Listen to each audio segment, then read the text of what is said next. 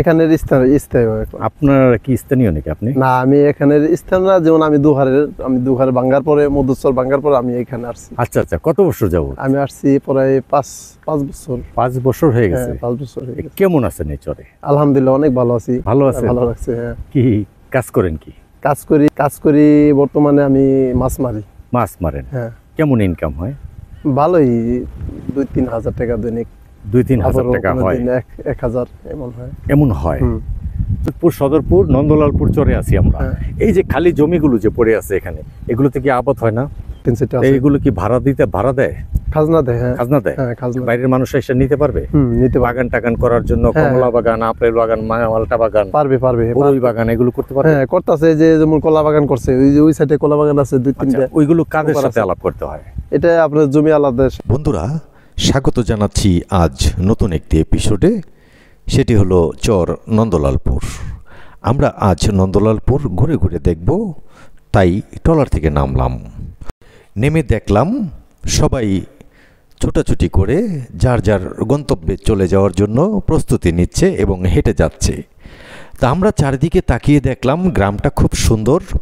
চারিদিকে তাকাতেই দেখে মনে হচ্ছে শিল্পীর হাতের ছবি আঁকা। খুব সুন্দর লাগে এই গ্রামটা দেখতে। আজ এখানে আসার উদ্দেশ্য হলো, এক ভাই এখানে একটি খামার করবেন, কলা বাগান করার উদ্দেশ্য, এবং মালটা, বড়ই এগুলো এখানে চাষ করবেন। তাই জায়গা দেখতে আসলাম। এসে আমি দেখি চারিদিকে যে সুন্দর ঘরবাড়িগুলো, খুব সুন্দর। যতই দেখি মনটা জুড়িয়ে যায়। কেউ আবার ব্যস্ত এখানে কালাই নিচ্ছে মেশিনের মাধ্যমে। আগে কিন্তু এগুলো অন্যভাবে সনাতন পদ্ধতিতে নেওয়া হতো। কেউ আবার গবাদি পশু পালন করেন এখানে, কেউ আবার মাছ ধরেন। তাদের জীবিকা নির্বাহ করে মাছ ধরে অনেকে। এটা বর্ষাকালে বেশি হয় এখানে, কিন্তু তারপরেও গবাদি পশুটা তাদের মূল আয়ের উৎস। তারা অনেক লাভবান হয়েছেন, কথা বলে জেনেছি। এখন আমি তার সাথে একটু কথাও বলতে চাই, আপনাদের শোনাতেও চাই। বন্ধুরা, এখানে কিন্তু একটা বেড়িবাঁধ আছে, সেখানে পাকা রাস্তাও আছে। সেই রাস্তা ধরে হেঁটে গেলাম অনেক দূর। যাওয়াতে খুব সুন্দর লাগলো দূরে বাড়িঘরগুলো দেখে। অনেক বাড়িঘর সেখানে, অনেক ভদ্রলোক, ভালো লোক, খারাপ লোক সবাই বসবাস করে। এটা বোঝা যায় ট্রলারে উঠলে যে কত লোক এখানে বসবাস করে। গ্রামটা যে সুন্দর তা আপনাদের বলে বোঝাতে পারবো না। বন্ধুরা, হাঁটছি আজ ফরিদপুরের একটি চর, সেটি হলো নন্দলালপুর। এই নন্দলালপুরের পথ ধরে হাঁটছি। আজ ঘুরে ঘুরে আপনাদেরকে দেখাবো এই চরের জীবনযাপন এবং কৃষকের জীবনযাত্রা। আপনারা আমাদের সঙ্গেই থাকুন এবং দেখতে থাকুন। আসসালামু আলাইকুম ভাই। ওয়ালাইকুম সালাম। ভালো আছেন? আলহামদুলিল্লাহ ভালো। ভাইয়ের নামটা যদি একটু জানি। আমার নাম মোহাম্মদ নুরুল আলম। নুরুল আলম ভাই। হ্যাঁ। এই আসলেন কোত্থেকে এখন? আমি আসলাম এখন মেগুলা থেকে। নেগুলা থেকে? ওখানে মেগুলা বাজার। নেগুলা বাজার না, মেগুলা? হ্যাঁ, মেগুলা বাজার। ওখানে কেন গেছিলেন? ওখানে গেছিলাম বাজার করতে। বাজার করার জন্য? বাজার কি ওখান থেকে করতে হয়? হ্যাঁ, ওখানে। মানে পদ্মা নদী পার হয়ে গিয়া? হ্যাঁ, এদিকে তো আপনার বাজার তেমন একটা নাই, সবকিছু পাওয়া যায় না। ওই জায়গায় গেলে সবকিছু পাওয়া যায়, শুধু ওই মুদি দোকানের হালকা পাতলা মাল সামান পাওয়া যায়। হ্যাঁ, হালকা কিছু পাওয়া যায়। ডাক্তারি চিকিৎসার জন্য কি ওখানে যেতে হয়? হ্যাঁ, ওপারে যেতে হয়। এখানেও আছে, কিন্তু এখানে তেমন না। মানে ওই এখানে এলো হালকা পাতলা ট্যাবলেট, ওই মানে সামরিক প্রাথমিক অবস্থা যেগুলো, সেগুলো পাওয়া যায়। আচ্ছা, এই যে বাড়িঘরগুলো যে দেখা যাচ্ছে ভাই, এই যে আপনাদের এখানে এই বাড়িঘরগুলো, এরা কি সব নদী ভাঙ্গা? হ্যাঁ, এরা সব নদী ভাঙ্গা। মানে নদী ভাঙ্গা বলতে নদীর পারে ছিল, এখন এখানে এসে পড়ছে। এরা কি স্থানীয় এখানকার? এখানের স্থায়ী। আপনার কি স্থানীয় নাকি আপনি? না, আমি এখানের স্থান না, যেমন আমি দুহারে ভাঙ্গার পরে, মধুচর ভাঙ্গার পরে আমি এখানে আসছি। আচ্ছা আচ্ছা, কত বছর যাবো? আমি আসছি প্রায় 5 বছর। 5 বছর হয়ে গেছে? 5 বছর হয়ে গেছে। কেমন আছেন এই চরে? আলহামদুলিল্লাহ অনেক ভালো আছি। ভালো আছে? ভালো লাগছে। হ্যাঁ। কি কাজ করেন? কি কাজ করি বর্তমানে আমি মাছ মারি।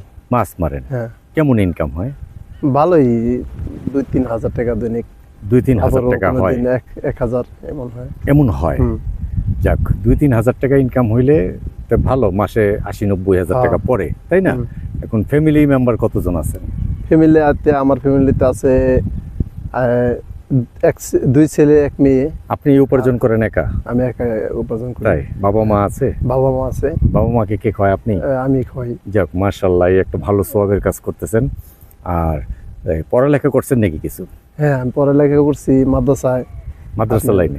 মাদ্রাসা লাইনে পড়ছি। কোন পর্যন্ত পড়ছিলেন? 7 তরি পড়ছি। 7 তরি পড়ছিলেন। তারপরে তো মানে কাজে লেগে গেছেন গা, সংসারের কাজে, প্রয়োজনে সংসারে লেগে গেছেন গা, তাই না? এই যে যেই চরটায় আছি, এই চরটার নাম কি দাদা? এটার নাম নন্দলালপুর চর। নন্দলালপুর, তার মানে ফরিদপুর সদরপুর নন্দলালপুর চরে আছি আমরা। এই যে খালি জমিগুলো যে পড়ে আছে এখানে, এগুলোতে কি আবাদ হয় না? এগুলো বালি তো এমনি বর্ষার পর কিছু আবাদ হয়, এখন পুড়ে যায় আর কি। পুড়ে যায়? বাদাম লাগাইলেও কি পুড়ে যায়? বাদাম হবে না, বাদাম পুড়ে যাবে। বাদাম হইবে না? না। তার মানে এগুলি চেষ্টা করছিল কখনো? এগুলোতে বাদাম হওয়ার কোনো যোগ্য না, কারণ এইসব করার অভিজ্ঞতা আছে আমাদের। আচ্ছা আচ্ছা, আপনারা চেষ্টা করছেন? হ্যাঁ, ঠিক না? আমরা চিকিৎসা এখানকার আপনারা যে এই যে এত মানুষ এখানে এই ভালো আছে যে সবাই, দেখলাম বাড়ি ঘরগুলো খুব সুন্দর, পরিপাটি, খুব গোছানো, এরা আসলে কি করে চলেন আপনারা? অনেকে বর্ষাকালে মাছ মারে, আর এখন একজন যে যেরকম কাজ করতে পারে কাজ করে। যেমন ভালো আছে তো চরে নাকি? আছে, আলহামদুলিল্লাহ ভালো আছে। এই চরটা ভাঙছে কতবার? এই চরটা ভাঙছে অনেক আগে। আমরা একবার দেখছি। একবার দেখছেন না?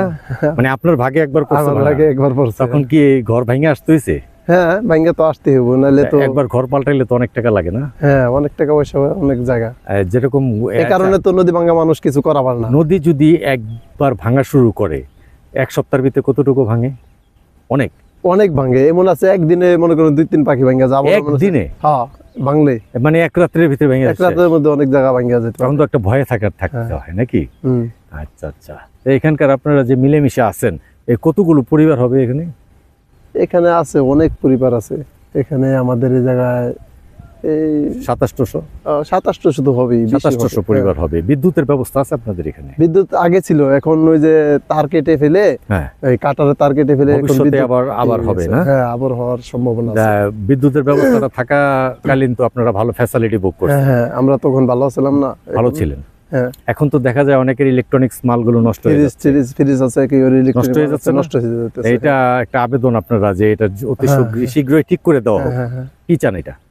আমরা চাইতেছি যে এটা দিলে আমাদের ভালো হয় না, কারণ জিনিসপত্র নষ্ট হয়ে যেতেছে। এটা তো বিল নিত আপনাদের থেকে, পল্লী বিদ্যুৎ। এটা সবার কাছে আপনারা একটা আবেদন জানেন যে এটা ঠিক হয়ে যাক। ঠিক হয়ে গেলে আপনার কাছে ভালো লাগবে, শান্তি লাগবে, সবার কাছে লাগবে নাকি? আর এখানে যদি বাইরের কেউ আইসা, চাষাবাদী জমি আছে এখানে? আছে, অনেক আছে। এদিকে আছে আপনার এই যে পশ্চিম সাইডে অনেক মানুষ করে, এরপরে দক্ষিণ সাইডে আছে। এইগুলো কি ভাড়া দেয়? খাজনা দেয়। হ্যাঁ, খাজনা দেয়। বাইরের মানুষ এসে নিতে পারবে? বাগান টাগান করার জন্য, কমলা বাগান, আপেল বাগান, মালটা বাগান, পারবে বড়ই বাগান, এগুলো করতে পারবে? হ্যাঁ, করতেছে। যে যেমন কলা বাগান করছে, ওই সাইডে কলা বাগান আছে 2-3টা। ওইগুলো কাদের সাথে আলাপ করতে হয়? এটা আপনার জমি আলাদের সাথে। তখন জমি আলাদেরকে আমরা খুঁজে পাবো কিভাবে? পাবেন হলো আপনি প্রথম মাদবরদের সাথে আলাপ করলে, তখন এই তারা ঠিক করে দিবে, তাই না? যেরকম যদি কেউ 100 বিঘা নিতে চায়, হ্যাঁ নিতে পারবে, সমস্যা নেই। যেরকম বড় বড় বাগান টাগান করার জন্য এমনি কিন্তু ঝামেলা হয় না কোনো? না, এমনি কোনো সমস্যা নেই। এমনি এখানকার মানুষ কোনো ডিস্টার্ব করে না? এরকম এই চরের মধ্যে এগুলো নাই। আচ্ছা, কি সুন্দর বাগান করে রয়েছে তারা। কোনো কি বাগান করছে? কলা বাগান করছে। আর কোনো বাগান করছে এখানে? না, কলা বাগান করছে 2-3টা।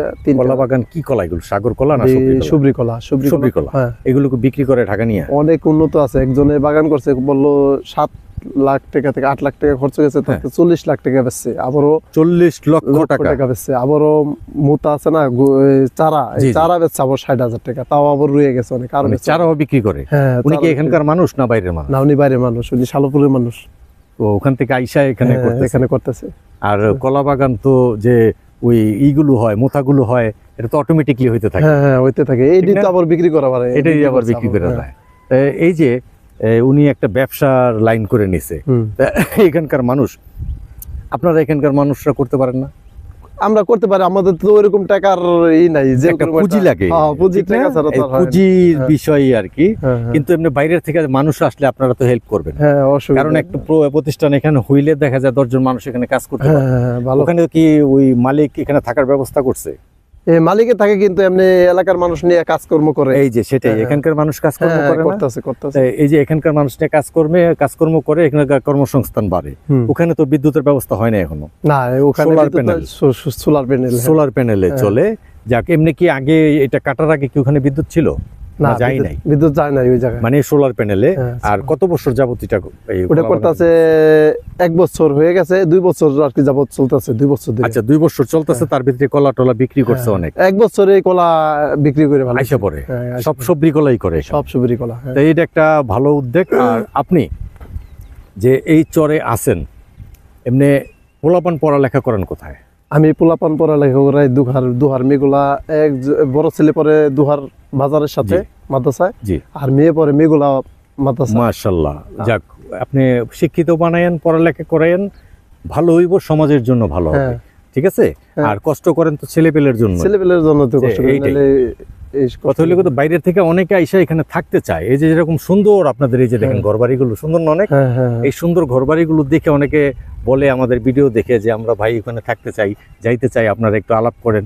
এখন এরা আসলে আপনারা কি সহযোগিতা করবেন? ইনশাআল্লাহ, সমস্যা নেই, ইনশাআল্লাহ সহযোগিতা সবাই করবো। সবাই করবে? এর মানুষ কি এমনি আন্তরিক আছে এখানকার? এখানে দূরের মানুষ এসে থাকতেছে না, তারা আরো অনেক। কোন কোন জায়গার মানুষ আছে এখানে? বিভিন্ন ধরনের জায়গার মানুষ আছে, রংপুর, কুড়িগ্রাম, এরপর আপনার আইসা এই জায়গায় কাজ করে, কাজকর্ম করে। হ্যাঁ, আছে। ওনারা আবার থাকে এখানে? ওনারা থাকে কাজ করে। সমস্যা তো হয় না? না, কোনো সমস্যা নেই। যাক, আল্লাহ ভরসা। কার্তিকপুরের দিকের মানুষ আসে এখানে, ওই যে মটর, কলই, এগুলো চাষ করে, ভুট্টা চাষ করে। আচ্ছা, এই শত শত বিঘা নিচে হয়েছে। যাক, এই যে একটা ভালো কথা বললেন, তারা আসলে আপনারা সহযোগিতা করবেন। আর ভাই, আপনার থেকে বিদায় নিচ্ছি। ভাইয়ের নামটা যদি আরেকবার বলেন। আমার নাম মোহাম্মদ নুরুল আলম। মোহাম্মদ নুরুল আলম ভাই, আপনার দীর্ঘায়ু কামনা করছি। আপনি অনেকদিন বেঁচে থাকেন, সুস্থ থাকেন, ভালো থাকেন। আসসালামু আলাইকুম। ওয়ালাইকুম আসসালাম।